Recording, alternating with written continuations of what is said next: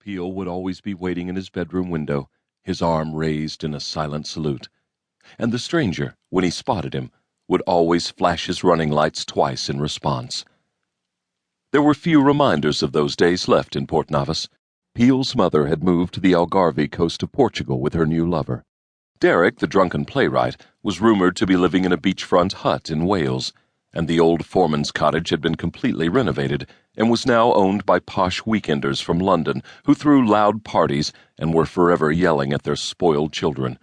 All that remained of the stranger was his catch, which he had bequeathed to Peel the night he fled Cornwall for parts unknown. On that rainy evening in mid-September, the boat was bobbing at its mooring in the tidal creek, waves nudging gently against its hull, when an unfamiliar engine note lifted Peel from his bed and carried him back to his familiar outpost in the window. There, peering into the wet gloom, he spotted a metallic gray Range Rover making its way slowly along the road. It came to a stop outside the old foreman's cottage and idled a moment, headlamps doused, wipers beating a steady rhythm. Then the driver's side door suddenly swung open, and a figure emerged wearing a dark green Barber raincoat and a waterproof flat cap pulled low over his brow. Even from a distance, Peel knew instantly it was the stranger. It was the walk that betrayed him, the confident, purposeful stride that seemed to propel him effortlessly toward the edge of the quay. He paused there briefly, carefully avoiding the pool of light from the single lamp, and stared at the ketch. Then he quickly descended the flight of stone steps to the river and disappeared from view.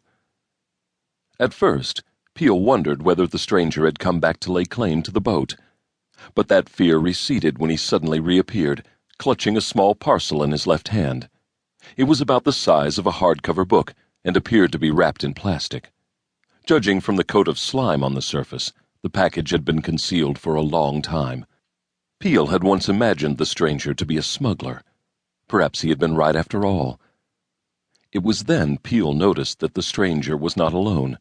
Someone was waiting for him in the front seat of the Rover. Peel couldn't quite make out the face, only a silhouette and a halo of riotous hair. He smiled for the first time. It seemed the stranger finally had a woman in his life. Peel heard the muffled thump of a door closing and saw the Rover lurch instantly forward. If he hurried, there was just enough time to intercept it. Instead, in the grips of a feeling he had not known since childhood, he stood motionless in the window, arm raised in a silent salute. The Rover gathered speed, and for an instant Peel feared the stranger had not seen the signal. Then it slowed suddenly, and the headlamps flashed twice, before passing beneath Peel's window and vanishing into the night. Peel remained at his post a moment longer, listening as the sound of the engine faded into silence. Then he climbed back into bed and pulled his blankets beneath his chin. His mother was gone, Derek was in Wales, and the old foreman's cottage was under foreign occupation. But for now, Peel was not alone. The stranger had returned to Cornwall. Part 1. Provenance. 1. Glastonbury, England.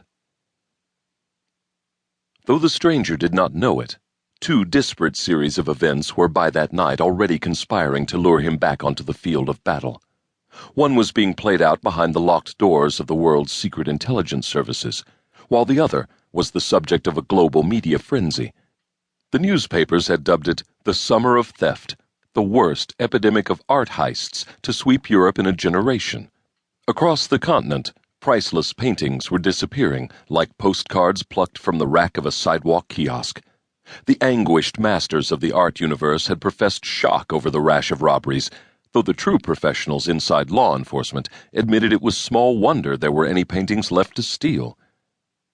"If you nail $100 million to a poorly guarded wall," said one beleaguered official from Interpol, "it's only a matter of time before a determined thief will try to walk away with it." The brazenness of the criminals was matched only by their competence. That they were skilled was beyond question. But what the police admired most about their opponents was their iron discipline. There were no leaks, no signs of internal intrigue, and not a single demand for ransom. At least not a real one. The thieves stole often but selectively, never taking